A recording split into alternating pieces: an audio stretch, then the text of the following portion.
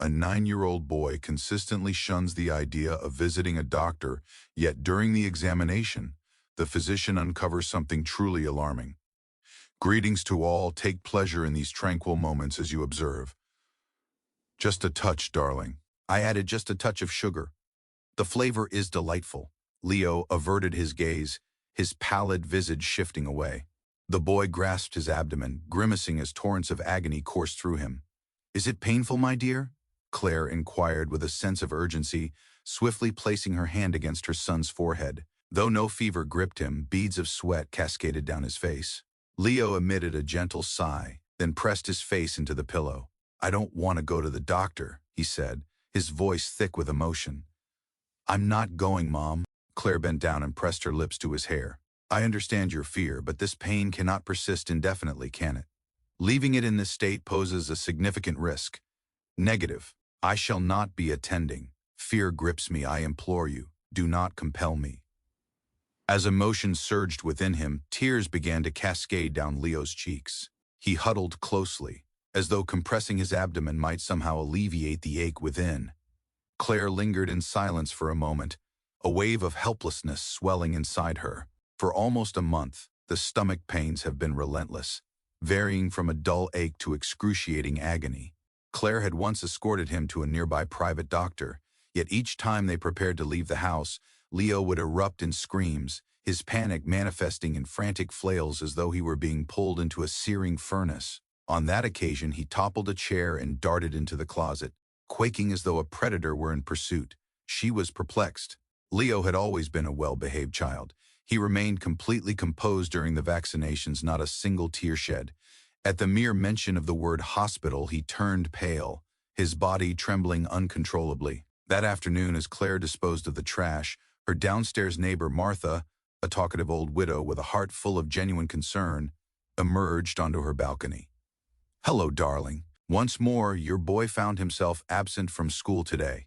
Martha made a phone call. Claire inclined her head in agreement. He is once more afflicted by stomach pain, and he refuses to consume anything. My mind is consumed with worry. Martha gave a slight shake of her head. I warned you, one must never underestimate the seriousness of dealing with children. It would be wise to arrange a visit to the doctor for him in the near future. I am making an effort, yet he remains utterly unyielding. He is gripped by fear. Martha's brow furrowed ever so slightly. It is quite common for children to feel apprehensive about hospitals. However, if you refuse to allow anyone to come near him or examine him, it suggests that something is amiss. Claire pressed her lips together, a hint of uncertainty flickering in her eyes. I find myself pondering the very same notion. In those days, he shared a home with Andrew. During my night shifts, I found it challenging to monitor everything closely. Martha's expression shifted to one of gravity. Andrew, the individual adorned with flowing locks and intricate tattoos covering his skin. Claire gave a subtle nod. In those days, I would often catch sight of him on the balcony, a cigarette in hand, as night fell around us. His eyes held a distant sheen. On one occasion, I caught a glimpse of him cradling Leo in his arms under the moonlight, the clock striking 2 a.m. Claire stood motionless. Do you truly believe that? As certain as my name is Martha, the old woman declared with conviction. I confided in my husband back then. However, following his passing, I sensed it was not my role to intrude. Claire expressed her gratitude and retreated indoors, her thoughts swirling with excitement.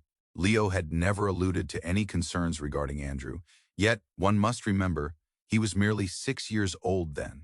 In the wake of Claire and Andrew's separation, the boy had become increasingly silent, retreating into himself and developing a newfound fear of the dark. Claire had believed it was merely a phase of acclimatization following the end of her relationship. That night, Claire had scarcely drifted into slumber for half an hour when an unusual noise emanated from Leo's room. She burst through the door and came to an abrupt halt. Leo was retching violently. His stomach churned in tumultuous waves, while his throat felt tightly bound. On the floor, a gruesome blend of fresh blood and stomach contents released a potent, repugnant stench. His visage was hauntingly pale, and his shirt, drenched in sweat, adhered to his skin. Leo, oh my goodness. I have arrived, darling.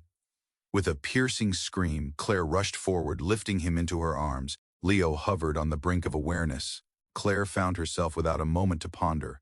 She burst into the street, clutching him tightly, tears streaming down her face as she desperately waved for a taxi. The young one is expelling blood from their stomach. Claire's voice echoed as the car arrived at the entrance of the pediatric department of Los Angeles General Hospital. Lucy Fernandez, a dedicated night shift nurse, swiftly emerged with a gurney in tow. "For how long has this been unfolding?" Lucy inquired as she and the doctor swiftly evaluated his vital signs. He began to vomit only a short while ago, less than 10 minutes past. However, he has been experiencing stomach pain for weeks now. I was unaware. I was mistaken. Claire struggled to articulate her thoughts.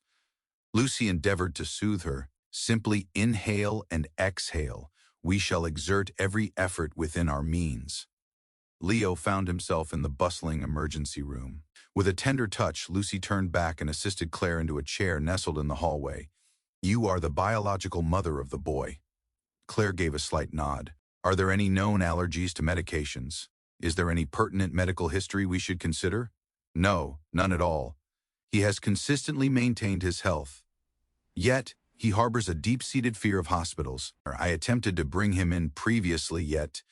Lucy meticulously recorded her observations. "I comprehend. At this moment, the foremost concern is preserving his life. We shall strive to give our utmost effort." With her face hidden in her hands, Claire succumbed to a torrent of sobs. "I implore you to save my child." The emergency room doors shut, engulfing the final glimmer of hope from a solitary mother. Within the confines of the room, the on-call physician was none other than Raymond Bennett, a man approaching his 50th year, embodying a gravitas that spoke to his extensive experience and unwavering seriousness. He meticulously examined the pressing results of the abdominal ultrasound and CT scan. A foreign object resides within the stomach, measuring approximately 7 to 9 centimeters in length. The nurse standing next to him was taken aback. How is it possible for a child to ingest something so large? Raymond's brow furrowed in discontent. Unthinkable. In the presence of something of this magnitude, a typical child would have undoubtedly exhibited immediate signs of acute distress. "Shall we proceed with the operation?" "Negative. Initially, we administer sedation and proceed with the endoscopy. Should any leakage occur, we will move forward with the surgical procedure." Leo was swiftly transported to the endoscopy room. Raymond executed the procedure with deft precision, his gaze sharp and focused. A lengthy plastic item lay encased within a nylon bag on the screen. The digestive fluid had started to penetrate the outer layer. The foreign object had probably resided within the stomach for several weeks. "Stop," Raymond said. "It cannot be retrieved through endoscopy." Profound tranquility. "Get ready for urgent surgical intervention." Claire received a brief update. "Action is required. A sizable foreign object resides within his stomach. Potential infection. An unfamiliar entity. What sort of substance might reside within his stomach?" Claire felt a surge of panic. Raymond gazed at her, his voice steady and measured. "The answer remains uncertain for now. However, this is not something a child could ingest independently." Claire swayed unsteadily. Lucy intercepted her at the perfect moment. Images flickered through Claire's mind, but one memory emerged vividly. Andrew had once handed Leo a pill, referring to it as a sweet sleep candy. She was reluctant to accept the truth. Yet, within her, a chilling primal fear tightened its hold on her heart. "I implore you to save my son. I implore you." Raymond gave a slight nod. "We shall endeavor to do all within our power." At precisely 2:37 a.m., Leo was ushered into the operating room. Bathed in the stark glow of artificial illumination, the relentless cadence of machinery resonated throughout the space. Upon the operating table rested a delicate, fragile child, placing his very existence in the hands of unfamiliar faces. In the dimly lit hallway, Claire grasped the rosary that dangled from her neck. Beside her, Lucy offered a cup of warm water. "It is essential to maintain your strength. This could potentially be an extended procedure." Claire gave a slight shake of her head. "I am unable to depart if anything were to happen to my son." Lucy uttered her words with a soft grace. "We are the final bastion of hope. Unwavering and resolute. Persevere, no matter what." The night wind wailed mournfully against the window pane. Claire's longest night was only just unfolding. The operation commenced at 2:45 in the early morning hours. The anesthesia team swiftly delivered the Medicat ion, Leo remained motionless, his breath a whisper through the oxygen tube, his complexion an eerie shade of white. Dr. Raymond cast a final glance at the ultrasound screen. A delicate curve incision must be made along the stomach, carefully avoiding the major veins. Nurse Pedro Morales, a youthful figure freshly relocated from Miami, nodded in acknowledgement. "The scalpel awaits your command, doctor." The blade grazed Leo's delicate belly. With meticulous precision, the tissue was delicately peeled apart, layer by layer. Bathed in the harsh glow of the surgical light, the stomach revealed a swollen form, its surface an unsettling shade of red. "Pus is present. Suction now," Raymond commanded. "Exercise caution to prevent any fluid from seeping into the abdominal cavity." With a delicate touch, Pedro drew it out with precision. A pungent, acrid odor swiftly permeated the air, causing a collective grimace among those present. "There it is," Raymond remarked. I observed the unfamiliar entity. For a brief moment, silence enveloped the crowd as the object gradually emerged from the shadows. A plastic tube measuring approximately 9 centimeters in length, partially ensconced in a frayed nylon bag, fungal, dripping. The surrounding tissue exhibited inflammation, a vivid red hue, and an alarming spread. "Incredible," Pedro whispered. "How did this child endure for weeks with this within him?" With a deep sigh, Raymond maintained his concentration. "This isn't the first instance I've encountered such a thing, yet it never becomes any less difficult to bear." With meticulous precision, he retrieved the object and set it down upon a gleaming stainless steel tray. A sharp clang reverberated through the room, sending shivers down the spines of all present. Lucy stepped into the room, her gaze fixated on the object resting on the tray, disbelief washing over her. "What is this? It's merely a plastic tube." Raymond inclined his head in acknowledgement. Enclosed yet seeping. Within, there lies something profound. Perhaps some medication. Perhaps it was concealed within him for the journey. Pedro made an assumption. "A child wouldn't be able to swallow this by themselves," Raymond stated with conviction. "Particularly not something with this kind of framework. A sinister intention lurks beneath the surface of this situation." Lucy tightened her grip, her fists balling up in determination. "I will notify forensics and contact the authorities. This matter holds significant weight." Raymond gave a slight nod. "Reach out to them at this moment. Ensure that the item is securely sealed within a sterile container." The operation concluded after an extensive duration exceeding 2 hours. Once the inflamed tissue was meticulously cleaned and the incision carefully stitched, Leo was transported to the recovery area. Claire hurried ahead the moment she caught sight of Dr. Raymond. "How is my son?" Dr. Raymond removed his mask, his expression grave. "The boy emerged from the surgery, yet he is left in a state of great weakness. The inflammation was intense. He faces the peril of sepsis. We are currently administering a regimen of high-dose antibiotics." Claire collapsed into tears. I apologize. I was unaware. This wasn't what anyone wished for," Raymond said softly. "However, one must be ready. The authorities will be engaged." "Law enforcement?" Claire faltered in her speech. Within his stomach lay a lengthy plastic tube. Within lay an assortment of peculiar pills accompanied by a modest slip of paper. "It is our belief that this may have been an act of crime." Claire stood motionless. "It simply cannot be. My son is just 8 years old." "Indeed," Raymond remarked, his voice barely above a whisper. "Thus it is imperative that we delve into this matter. Yet, above all else, the paramount truth remains. Leo is alive.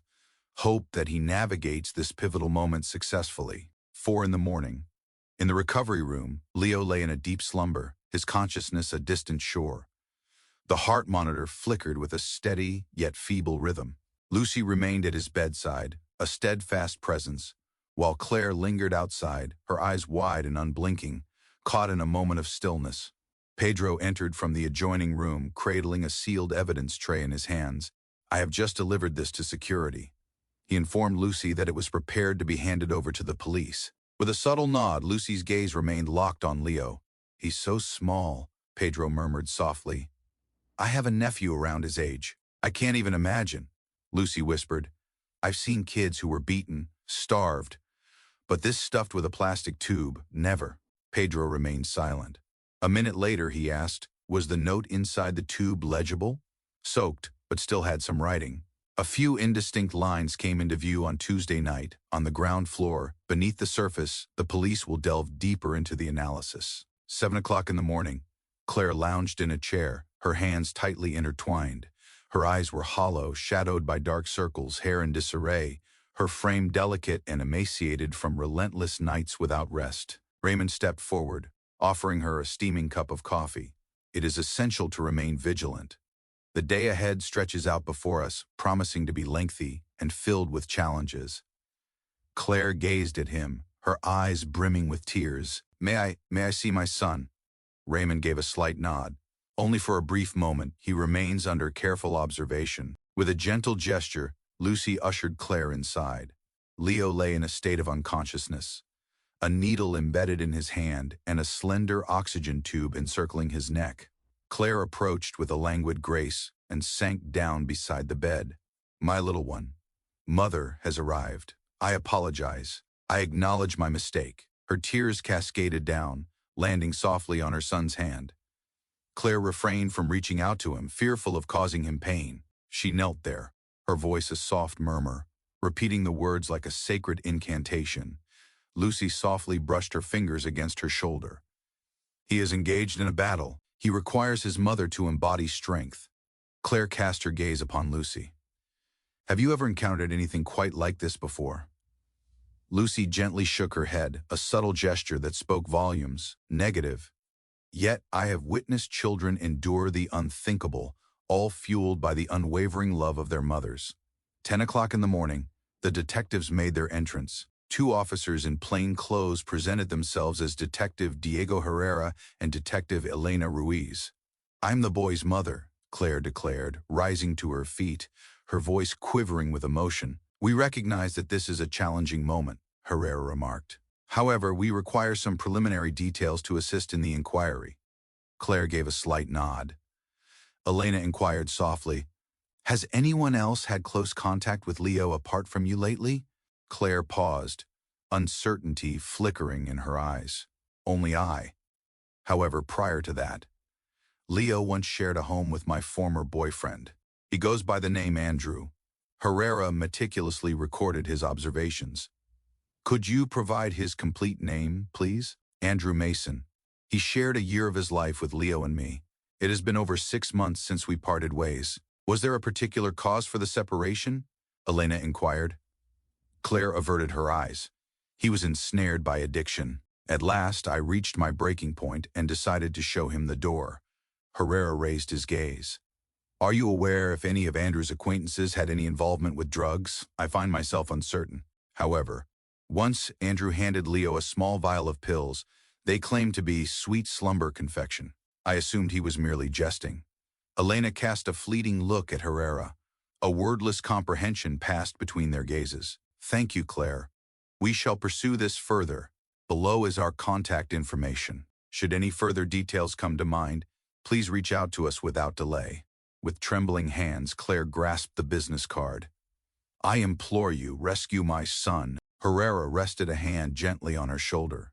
"We shall exert every effort within our means." Within the confines of the evidence forensics room, a technician carefully unsealed the plastic tube beneath the glow of blue light. Within lay 4 round gray tablets, devoid of any markings, accompanied by a smudged slip of paper. Under the scrutiny of the microscope, the indistinct message gradually revealed itself. Tuesday, first level, a wardrobe of gray hues, 10:45, a note, a directive, an essential piece of evidence. Detective Herrera glanced at his watch, 10:23 a.m. He shifted his gaze toward Elena. "Time is slipping away. We have fewer than 20 minutes remaining. Let us proceed." In the hospital conference room, Raymond stood with his arms crossed, his gaze fixed intently on the sealed evidence container.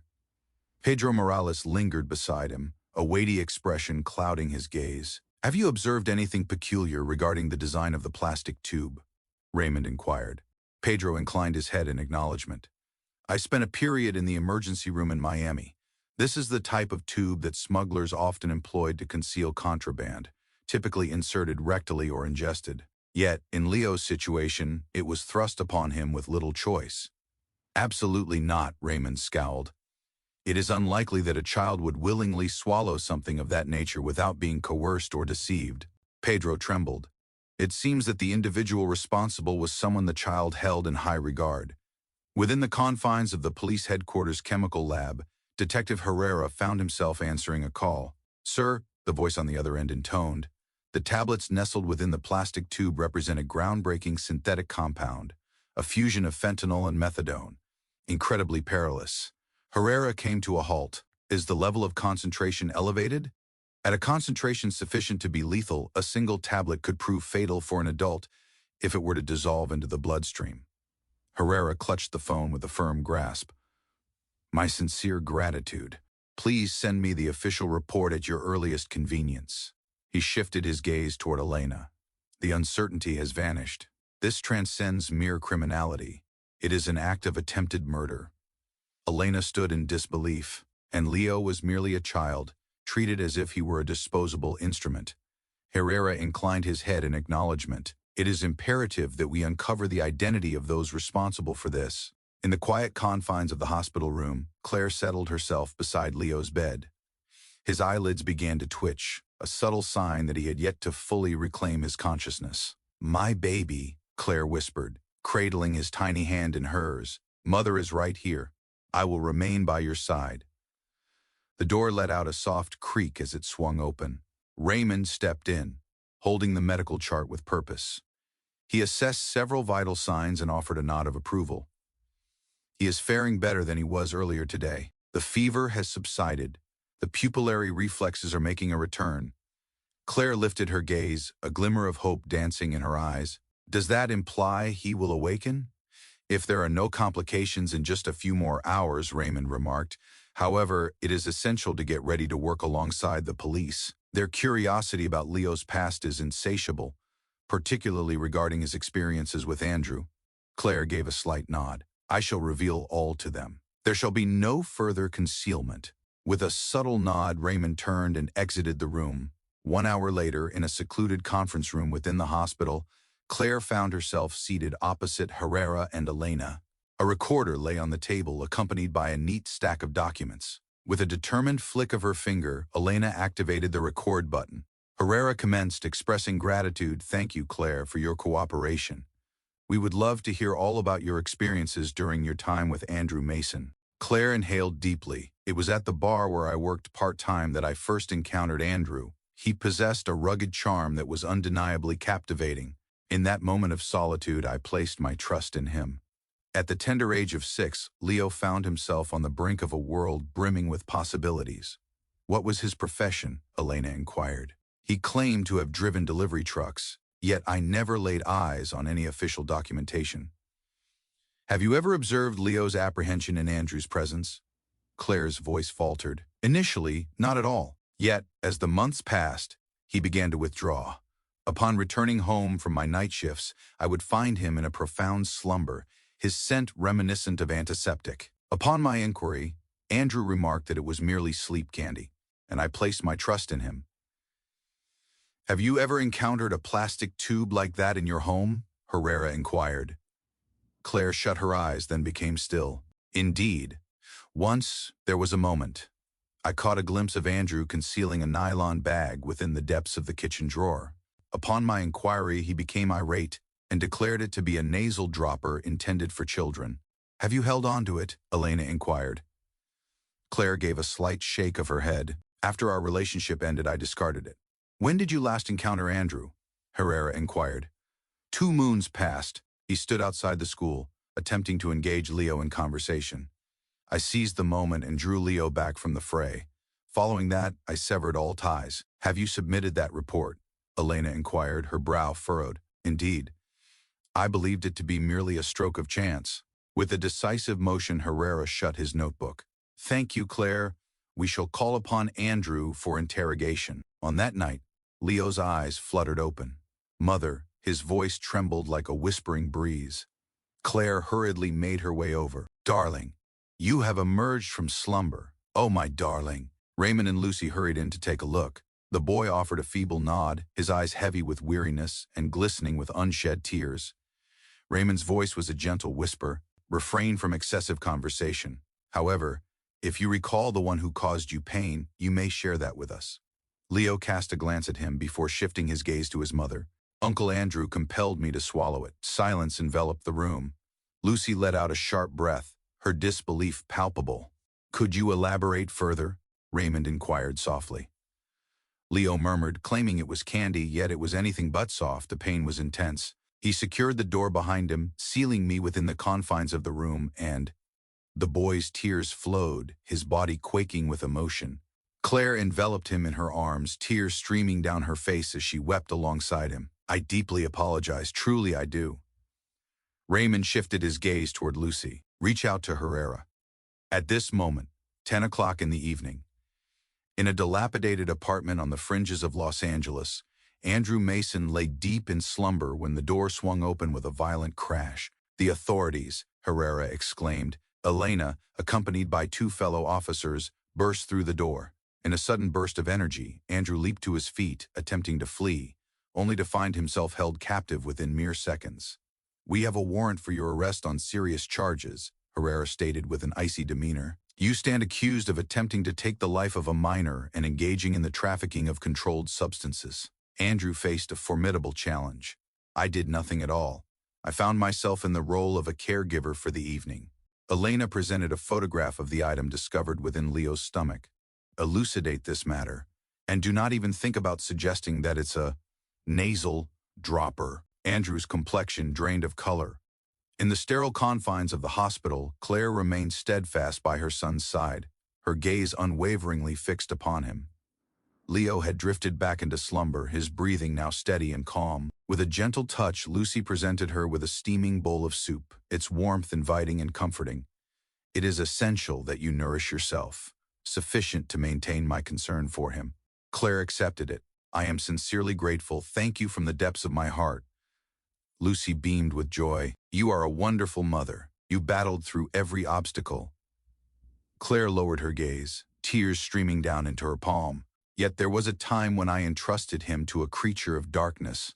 Lucy tenderly pressed her hand on her shoulder. You are no longer solitary. At this moment we stand united, and justice shall have its voice. Under the cloak of darkness, Andrew Mason, his wrists bound in handcuffs, was led to the police headquarters, a silent witness to the unfolding drama of the night. His visage was haggard, his beard unkempt, his eyes flitting about like a trapped creature.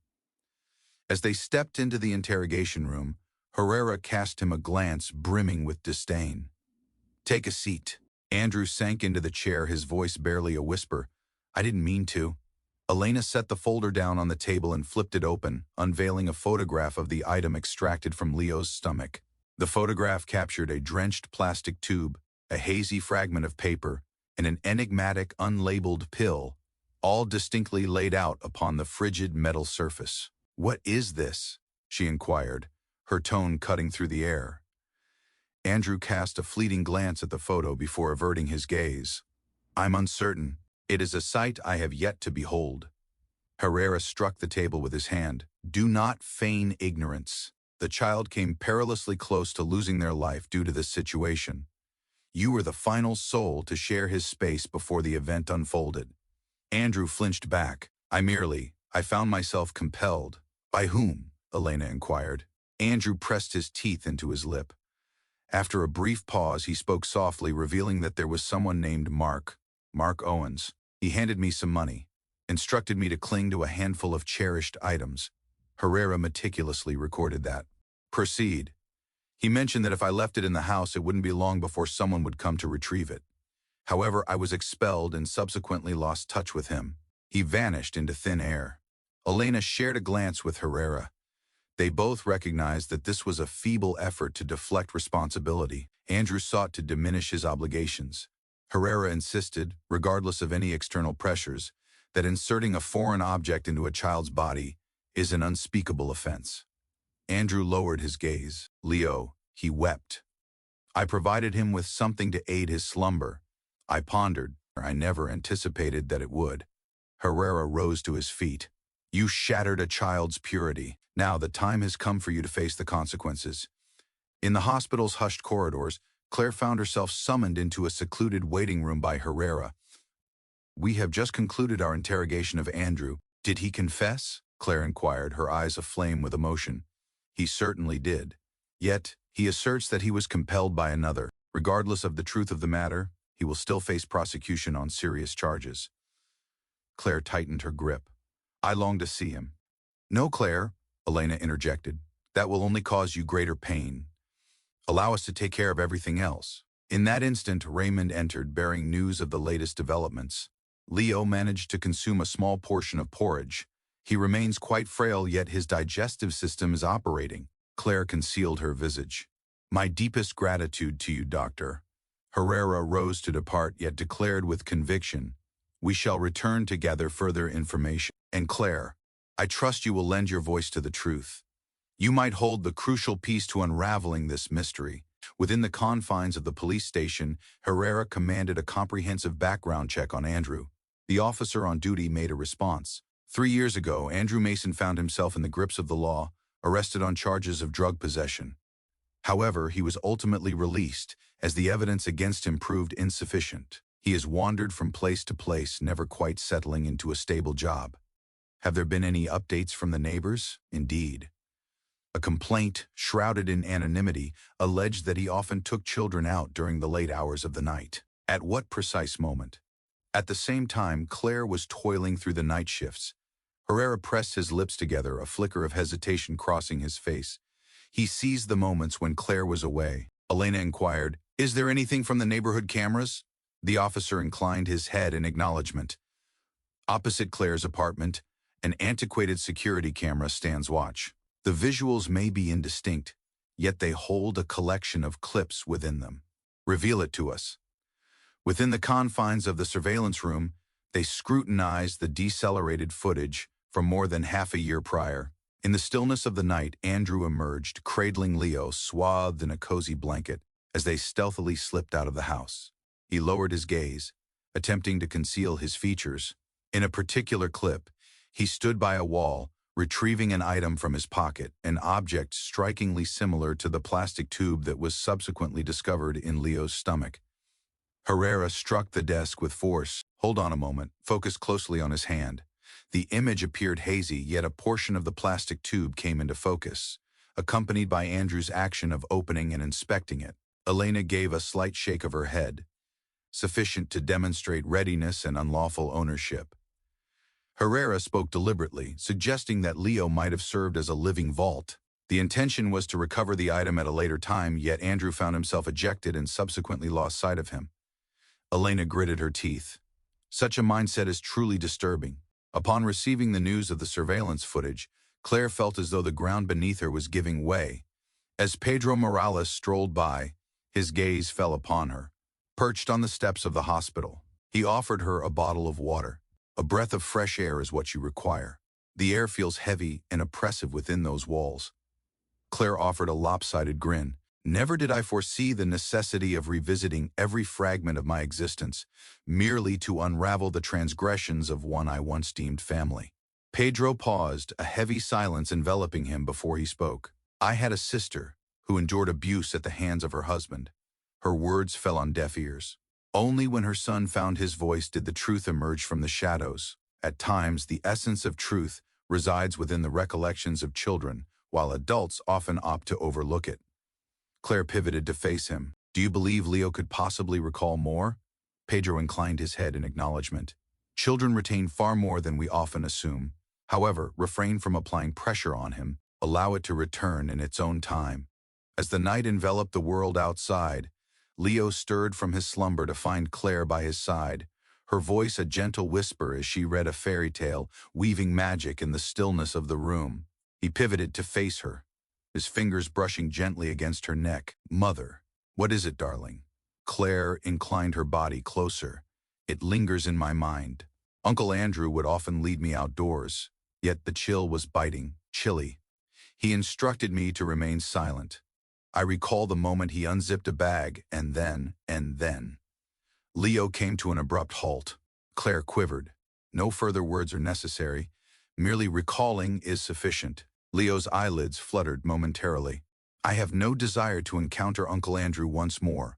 No one will force you, darling. Claire pressed a gentle kiss to his forehead. He can no longer cause you pain. Leo embraced his pillow, his eyelids gently fluttering shut, as though liberated from a protracted nightmare.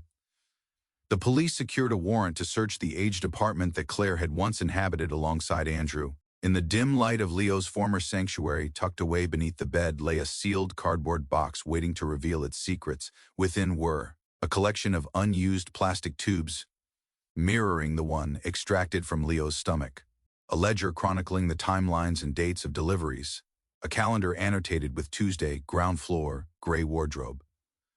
Upon completing her review, Elena shifted her gaze toward Herrera. He has a history of this.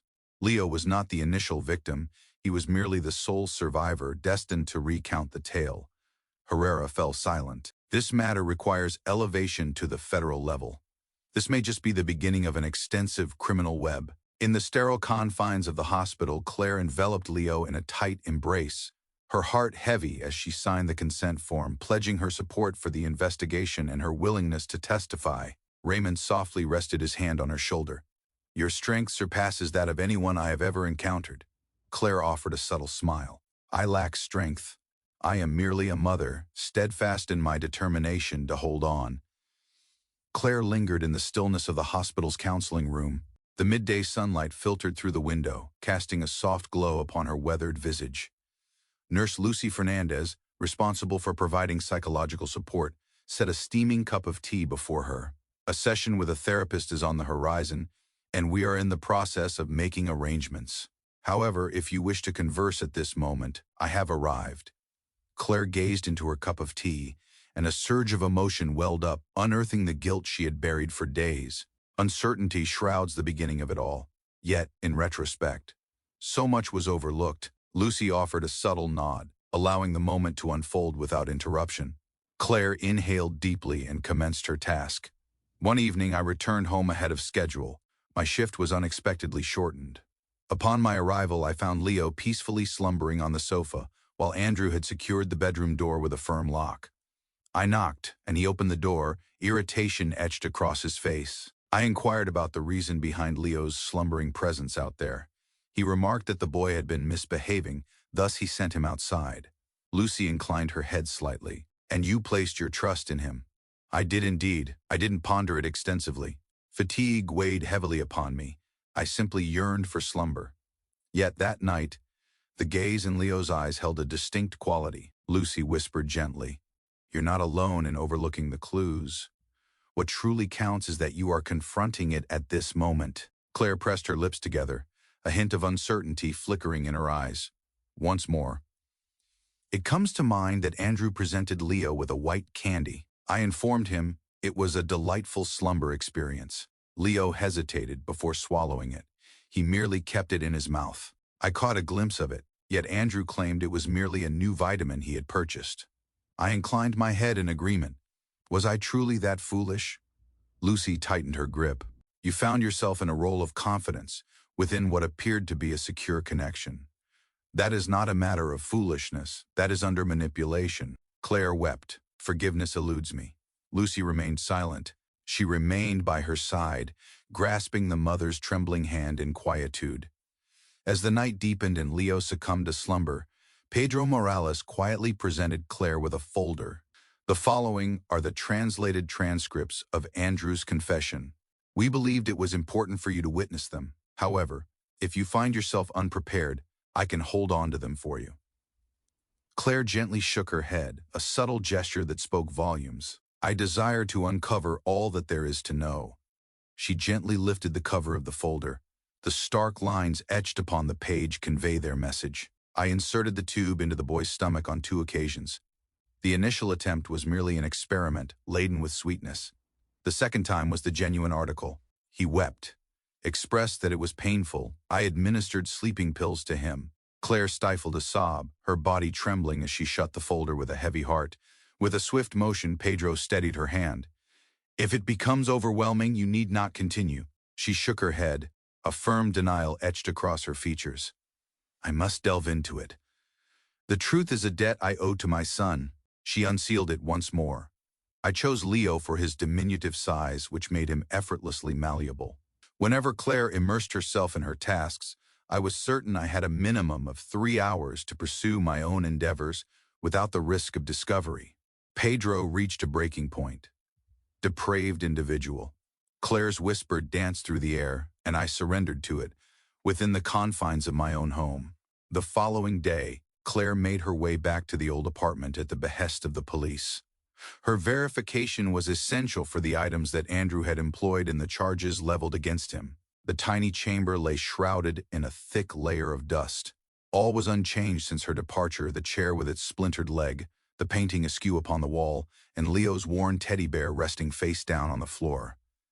Claire entered her son's bedroom. Memories surged forth, overwhelming like a torrent. Leo once harbored a deep-seated fear of the darkness. And yet, during his time with Andrew, the boy would never dream of sleeping with the light on, for Andrew had once remarked that it was to conserve electricity. Claire placed her trust in him.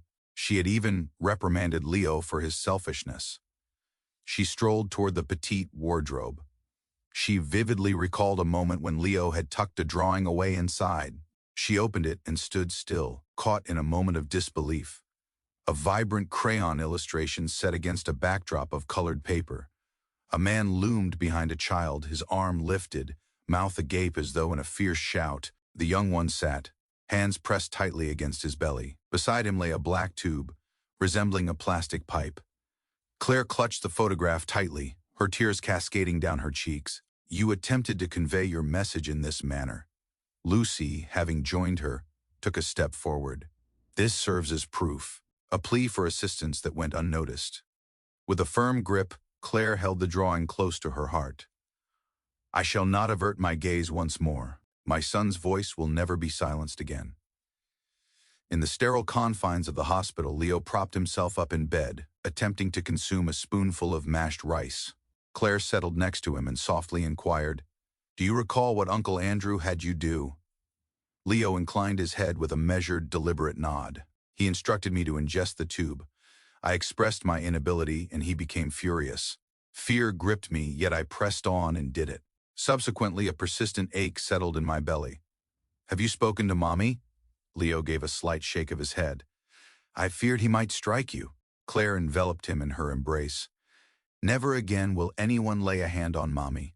No one shall ever lay a hand on you again." Raymond entered the room, clutching a fresh medical report. "Great news, the infection is no longer spreading.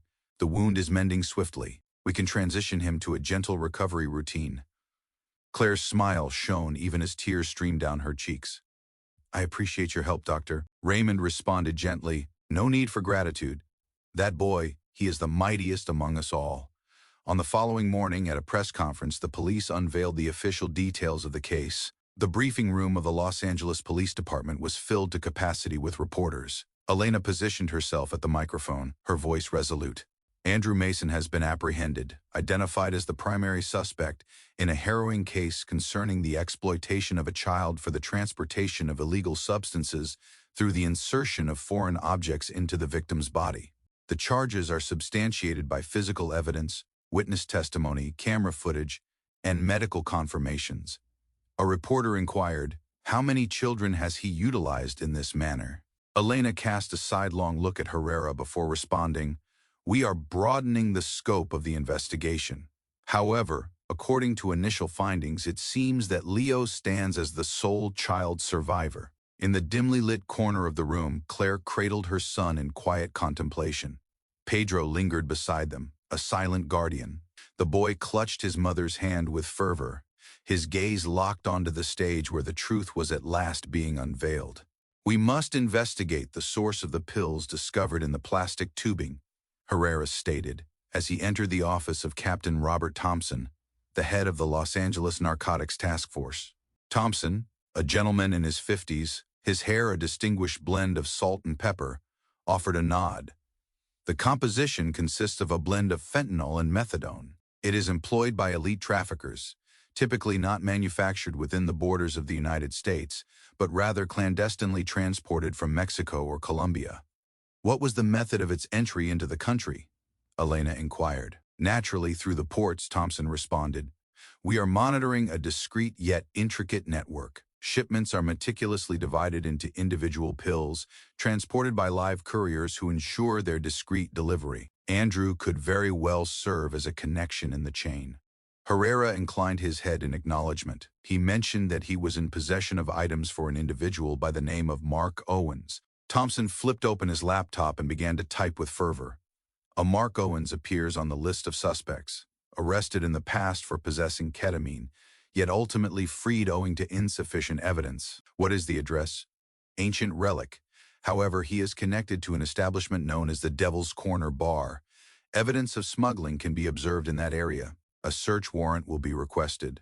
That evening, Herrera and Elena spearheaded a special task force in a raid on the Devil's Corner Bar, a grim establishment on the city's fringes, shrouded in dim red light and pulsating music that echoed like a racing heartbeat. Law enforcement. Stay perfectly still, Herrera bellowed, brandishing his badge with authority.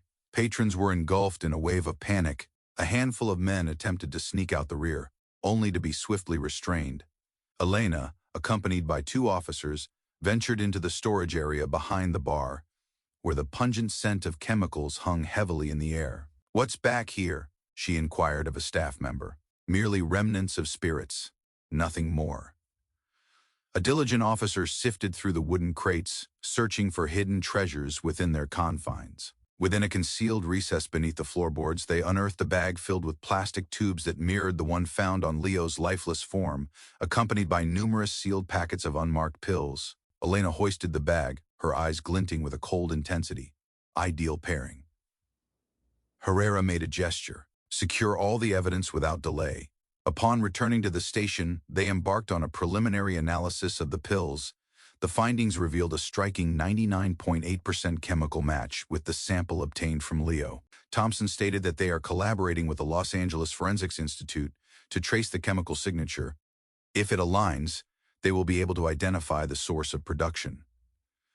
Elena unfurled the pages of her notebook. Within the ranks of the bar's staff, Juan Raul Mendez stands out with a history of drug trafficking, having collaborated with Andrew in the year 2022. Herrera rose to his feet. "We possess an ample array of connections. It is imperative that we summon Raul for interrogation." Raul found himself in handcuffs the following morning, still nestled in slumber within the shabby confines of a motel in South Central. He offered no resistance, merely murmuring, "Andrew's going to crack too." In the dim light of the interrogation room, Elena spread the photos of the evidence before her, her voice steady as she inquired, "Where did you acquire these tubes?" Raul offered a nonchalant shrug. "I found myself merely the intermediary. It has been sent by Mark. It was distributed by Andrew. I simply grasped it when the moment called for it." "Are you aware that a child had this inserted into their body?"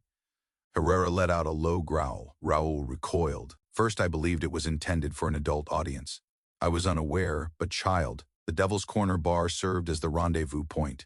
Elena pressed on. "Indeed. It was in that location that Mark kept it prior to entrusting it to the couriers." "What about the mode of transportation?" Herrera insisted. "Rucksacks, packages of cigarettes, alternatively, the intestines of humans." Raul fell into a hush, beads of sweat forming on his brow. I'm uncertain about who conceived that idea. Andrew was the pioneer in this endeavor. Elena meticulously inscribed it. He asserted that Mark exerted pressure on him. Raul let out a dry chuckle. Mark, wait. He never had to exert pressure on anyone. For Andrew, money sufficed.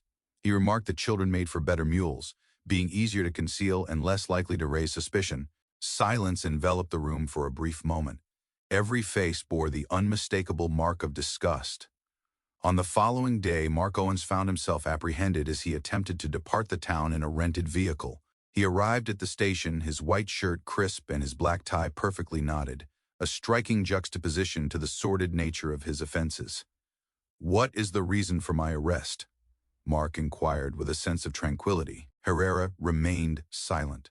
He cast a bag of pills and a photograph of Leo's stitched abdomen onto the table. "A child came perilously close to losing their life due to the refuse you peddled. Kindly refrain from speaking." Mark cast a fleeting glance at the photo before turning his gaze elsewhere. Elena inquired, "Are you familiar with Andrew Mason?" "Simply a familiar face from the past." "Did you request him to carry illicit substances?" "I did not inquire. He extended his offer. I had no influence over the manner in which he accomplished it." "And you were aware that he employed the form of a child?" Herrera struck the table with force. Mark gave a nonchalant shrug. I did not compel him to act in that manner. Herrera let out a sharp hiss, the sound escaping through tightly clenched teeth. You stand accused as the mastermind behind a sinister operation, orchestrating the smuggling of drugs concealed within the bodies of children. I trust you understand that the court will not show any mercy. Mark's smile faded away. He remained quiet. In the sterile confines of the hospital, Claire was met with the unsettling news of the raid. She embraced Leo warmly as he immersed himself in his artwork, the colored pencils dancing across the page. You know, she whispered, the villains will steer clear of you from now on. With a deliberate nod, Leo immersed himself in the task of capturing the sun's essence through delicate shading in his drawing. I am sketching our new home, amidst the trees, in the company of Mother, in the presence of the physician. Claire gently ran her fingers through his hair. We are relocating to a place filled with light and fresh memories. Raymond entered, clutching an envelope in his hand. A letter arrived from an international organization dedicated to child protection.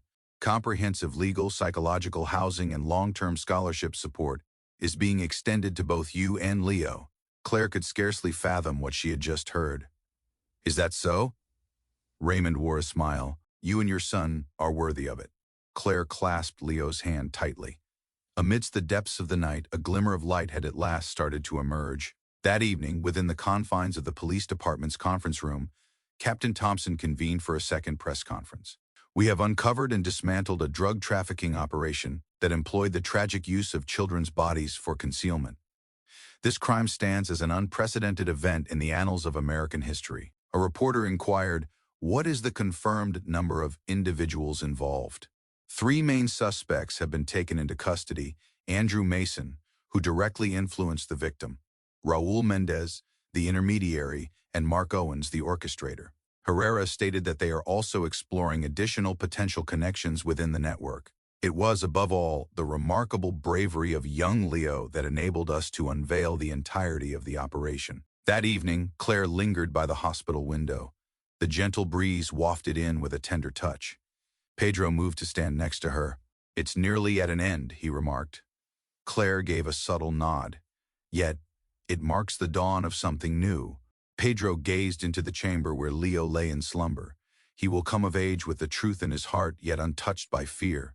Claire whispered, a vow carried softly into the darkness. My son will no longer be a victim. He shall emerge as a survivor. 3 in the morning. The relentless wail of an alarm pierced the air in the ICU. Crimson lights flickered in a frantic rhythm. Nurse Pedro was the first to rush in, closely followed by Raymond just moments later. Leo. With a piercing scream, Lucy's eyes widened in horror as she witnessed the oxygen levels plummeting rapidly on the monitor. Leo's heartbeat faltered, then gradually steadied. His eyes were tightly closed, his skin a ghostly white. Automated external defibrillator. Contact the anesthesiologist on duty immediately, Raymond exclaimed. With determination, Pedro maneuvered the crash cart to the bedside. Lucy leaned in, her ear resting against Leo's chest. Silence echoed in the void. Prepare for defibrillation. Initially a jolt of 100 joules. Raymond issued his command. Pedro carefully arranged the paddles. Raymond set them gently upon Leo's small chest. 1, 2, 3, whir. The small form of the child trembled beneath the force of the current. The heart remained unhealed. Once more. 150 joules. Whir. The line on the monitor remained almost entirely flat. Claire, poised before the glass window, let out a piercing scream. My child, I implore you, rescue my son. Lucy pivoted and grasped her tightly. Claire, I urge you to remain composed. We are exerting every effort possible. Within the confines of the room, Raymond found himself drenched in perspiration. We need adrenaline. Now. Pedro administered the drug straight into Leo's vein. With determination, Raymond initiated CPR, meticulously counting each compression. 30 compressions. Once more, a jolt to the 200 joules. Zap. A soft beep reverberated through the air. Gradually, a heartbeat emerged once more on the monitor. Raymond's eyes grew wide with surprise. Pedro exhaled, a wave of relief washing over him. A cadence has emerged.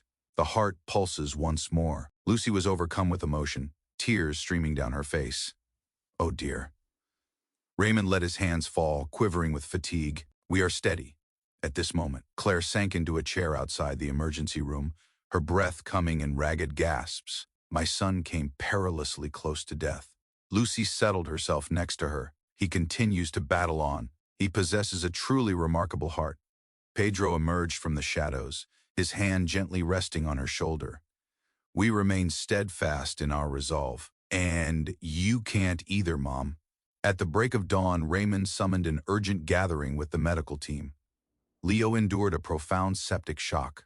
It is essential to ascertain whether this is a consequence of drug-resistant bacteria. A young doctor inquired, might it be due to residual contamination from the foreign object? It is highly probable. Despite our meticulous cleaning efforts, bacteria may persist in compromised tissue. Comprehensive blood panels are essential. Pedro interjected. I dispatched the blood samples to the lab at 5 a.m. Raymond gave a slight nod. Excellent. It is essential that we seek the counsel of experts in infectious diseases. In the hospital room, Claire remained by Leo's bedside, her presence a steadfast beacon of support. His hand felt icy to the touch. He inhaled softly through an oxygen tube, his eyes gently shut. I have arrived, darling. Mother is right here. Her words floated softly, a delicate invocation, a heartfelt request. The rhythmic beeping of the monitor resonated within her heart. Raymond stepped in, carrying the fresh lab results. We have just received confirmation there are indications of multi-drug-resistant bacteria. We are transitioning to a cutting-edge antibiotic. Claire lifted her gaze. Will my son pull through?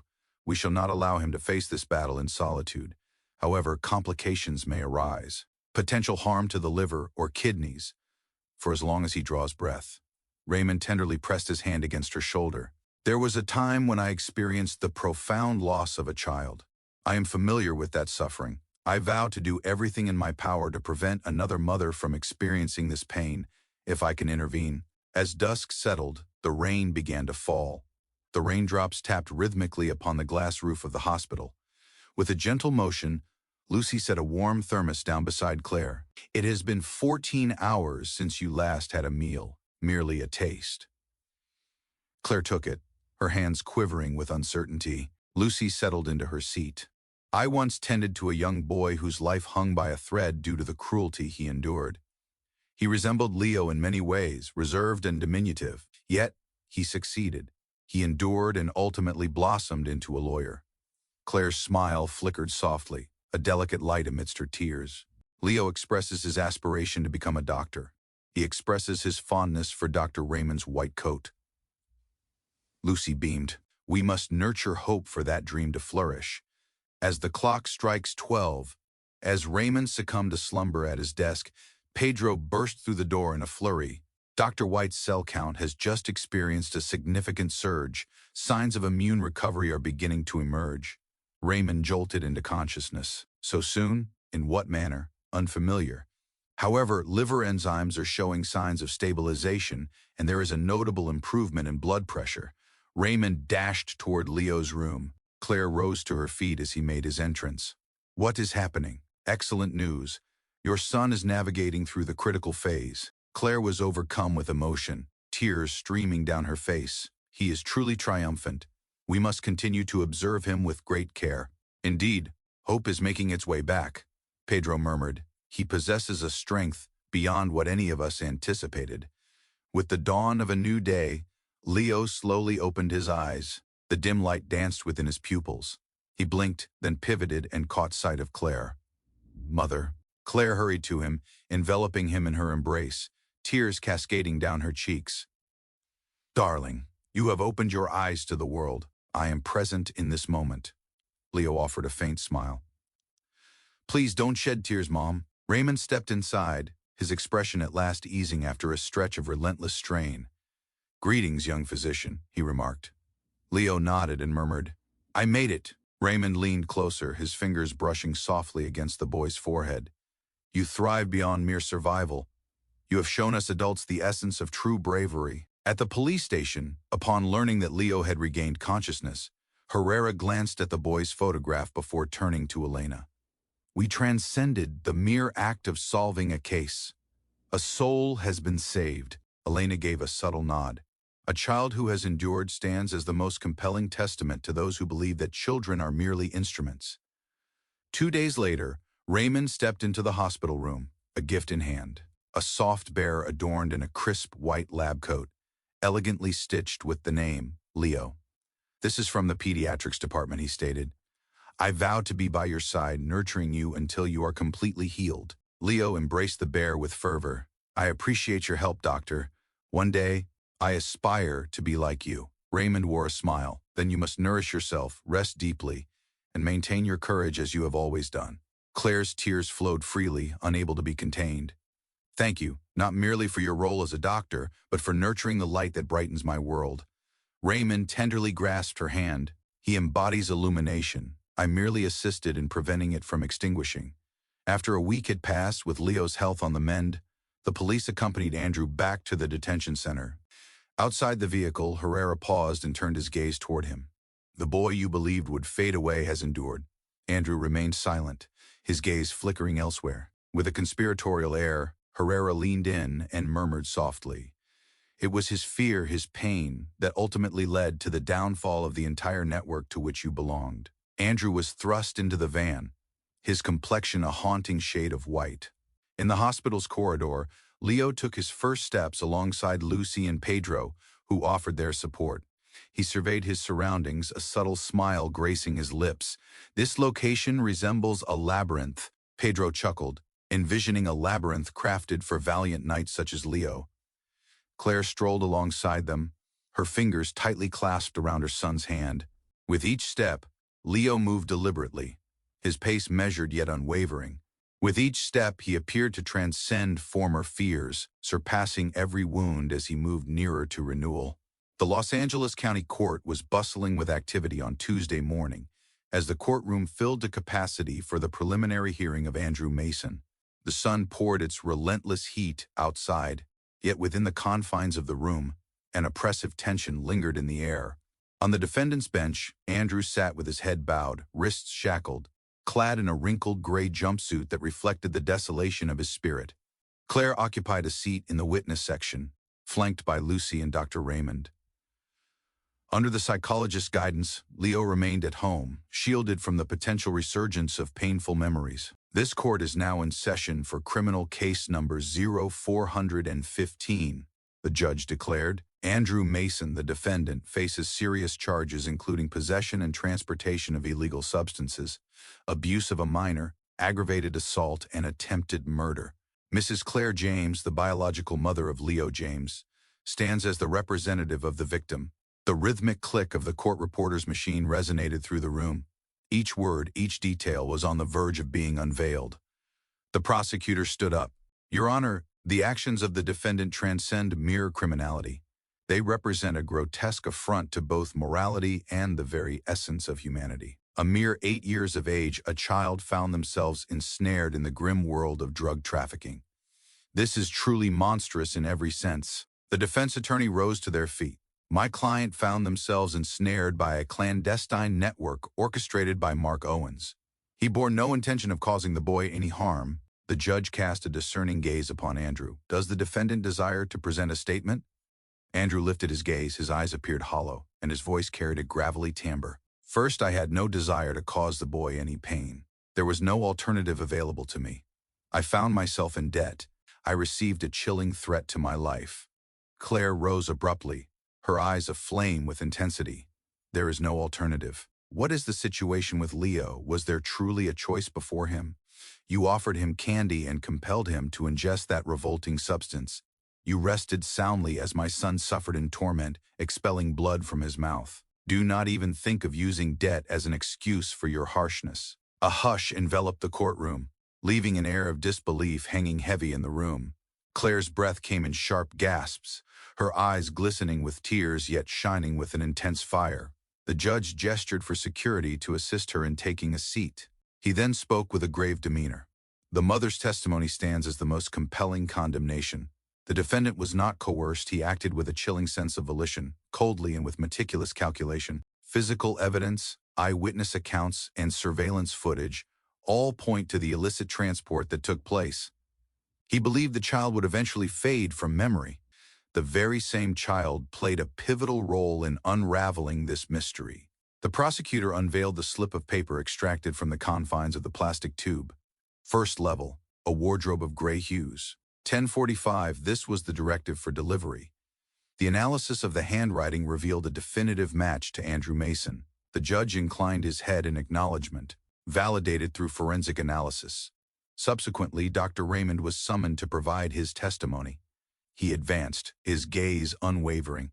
I was the one who performed the surgery to extract the object from Leo's stomach. I verified that the child was incapable of having consumed it independently. The object measured almost 9 centimeters in length, encased in nylon, and harbored hallucinogenic substances that posed a lethal risk if exposed. The prosecutor inquired, "Doctor, had the object remained undiscovered and unremoved, would Leo have survived?" "No," Raymond replied with conviction. He stood precariously at the threshold between existence and oblivion. A moment's hesitation might have sealed his fate. "I appreciate your help, Doctor." The subsequent witness to take the stand was Detective Diego Herrera. He positioned himself at the podium, straightened his tie, and began to speak with a calm and measured tone. I took on the role of the lead investigator and engaged in direct questioning of the defendant myself.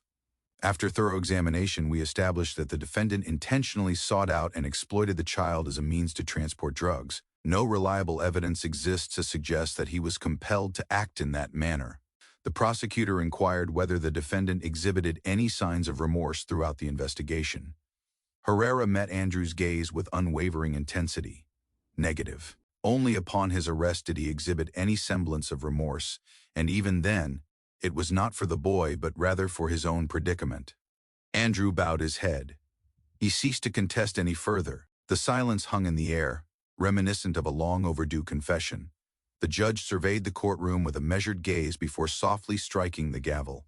Upon thorough examination of the evidence, witness testimonies, forensic reports, and hospital records, the court has determined that Andrew Mason is guilty of intentionally inflicting serious injury, abusing a minor, and illegally transporting controlled substances, a sentence of 2 decades behind bars, devoid of the possibility of parole. The absence of applause did little to dampen the spirit in the courtroom, which felt as though it had been unburdened by a great weight. Claire lowered her gaze, tears streaming quietly down her cheeks. Lucy tightened her grip. "Justice, Claire. You accomplished it." Raymond offered a gentle nod. "You shielded your son until the very last moment. Nothing holds greater honor than that." On the following day, the local news aired.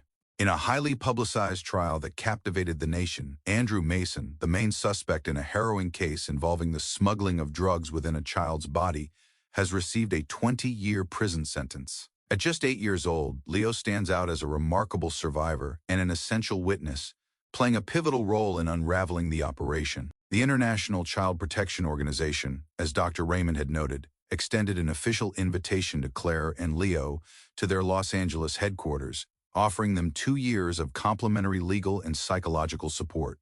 Pedro's face lit up with a radiant smile as he finished reading the email. "Do you see? The entire world stands in solidarity with you as well."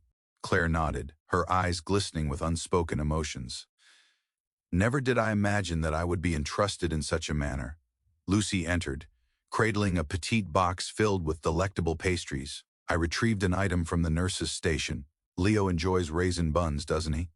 Leo propped himself up in bed, his head bobbing with eager enthusiasm. "Indeed, I have a fondness for the buns, as well as for Uncle Pedro, Aunt Lucy, and Uncle Raymond too." At that moment, Raymond entered, laughter spilling from his lips. "Am I at the top of the list?" he inquired playfully. Leo inclined his head slightly. "Absolutely not. Mother reigns supreme." Claire embraced her son, her voice quivering with emotion. "Everything else may slip through my fingers, but I refuse to let you go." Raymond gazed at the mother and son, his voice gentle.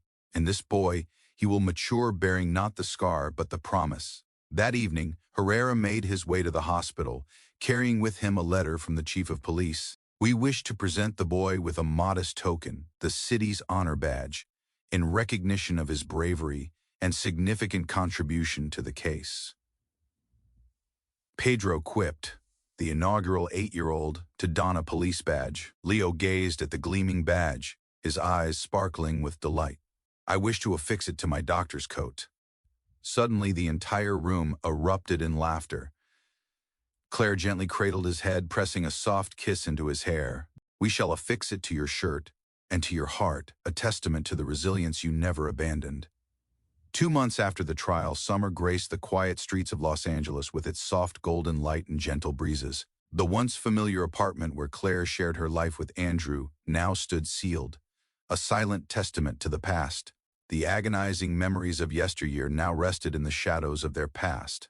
Claire and Leo settled into a fresh suburban apartment complex where eucalyptus trees stood tall and the morning air was alive with the sweet melodies of birdsong. Most importantly, it was a sanctuary where their past remained a secret, untouched by the eyes of others. In this place, they embarked on a fresh beginning, rebuilding everything from the ground up. Are you fond of this place? As they tended to a small pot of mint on the balcony, Claire inquired. Leo nodded, his hands stained with earth.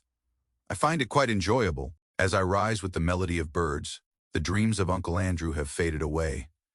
Claire gazed at him, her heart beginning to melt. We shall linger here for an extended period. You are beyond the reach of harm now. Leo lifted his gaze. No more night shifts for you from now on. Absolutely not. I've secured a new position, the hours of daylight. I shall return home for dinner each evening. Leo let out a jubilant cheer. Is that so? Claire gave a subtle nod. I serve as a legal advisor for a nonprofit organization. They assist individuals such as myself. Children appreciate your presence. With a gentle curve of his lips, Leo smiled. So you possess superhero qualities as well, just like Uncle Herrera. Claire let out a soft laugh, brushing the dirt from his cheek. I am simply a mother who chose to persevere. In his inaugural week at the new school, Leo felt a lingering shyness, yet the mere mention of a hospital no longer sent him into a state of panic. He forged friendships with remarkable ease, particularly with a boy named Thomas, who shared his passion for drawing comics. Thomas creates remarkable robots, Mom. I sketched Dr. Raymond. The doctor was captured in your drawing. Claire let out a hearty laugh. He would absolutely cherish that. Leo retrieved a photograph from his backpack, capturing 3 figures beneath a radiant sky. At the heart of the scene stood Leo, flanked by Claire on one side and Dr. Raymond, clad in his white coat adorned with the words, "Thank you," stitched proudly on the chest.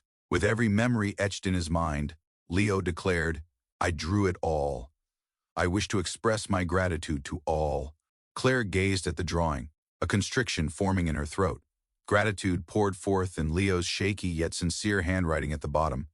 Thank you for saving me and believing in me. Claire enveloped him in a warm embrace, a hug stripped of guilt and fear, replaced instead by the unadulterated joy of 2 souls reconnecting after a harrowing ordeal.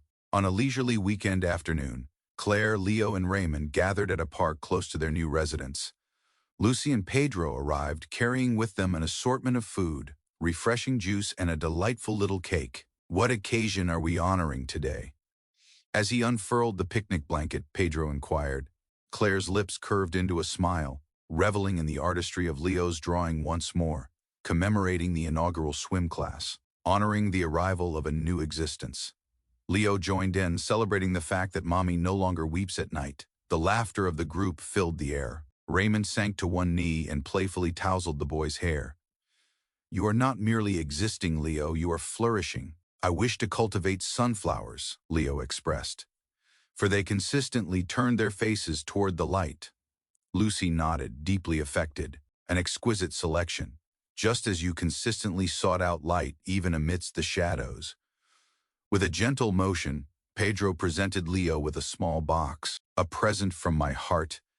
Within lay a pencil etched with the name Leo James, a testament to bravery and kindness. With this pencil, I shall capture it all, Leo declared, the warmth of Mommy's smile, the sturdy presence of Uncle Pedro's trees, the sweetness of Aunt Lucy's cake, and the gentle gaze of Dr. Raymond's eyes as I stirred awake. Raymond murmured, should you still aspire to be a doctor? With a quick nod, Leo expressed his enthusiasm. I do indeed. However, my initial task is to master the art of drawing blood vessels. In October, Claire was extended an invitation to address a conference in Los Angeles. a gathering where survivors and family members of victims came together to share their poignant journeys of healing. Initially, she hesitated, yet Lucy urged her on. "Claire, you won't weave a tale of sorrow. You will reveal to others that hope can emerge from suffering." Claire gazed at her son coloring by the window, paused to reflect, and then gave a subtle nod. "Very well, I shall take my leave." To the mothers who believed they were powerless to protect their children. During the conference, Claire recounted her journey. Numerous gazes in the room remained quiet before brimming with tears. Following the session, a woman rushed toward her and enveloped her in a warm embrace. "I experienced the heartbreaking loss of my child in a similar situation, yet I never found the strength to voice my pain. Your words today revived my spirit." Claire grasped her hand with a firm grip. "We are no longer solitary beings." Claire's speech resonated across social media, capturing the attention of many. Though still in his youth, Leo earned the title of a Milagro Viviente, a living miracle. A national magazine's special edition showcased their story. The Boy in the Plastic Tube, a journey from darkness to light. On a chilly December day, Raymond made his way to Claire's home to bid her farewell before embarking on a lengthy work trip to Miami. "I will be away for several months to lend my support to a new children's hospital. It may take some time before our paths cross again." Claire grasped his hand firmly. "I am aware. Yet you will forever remain a part of our journey."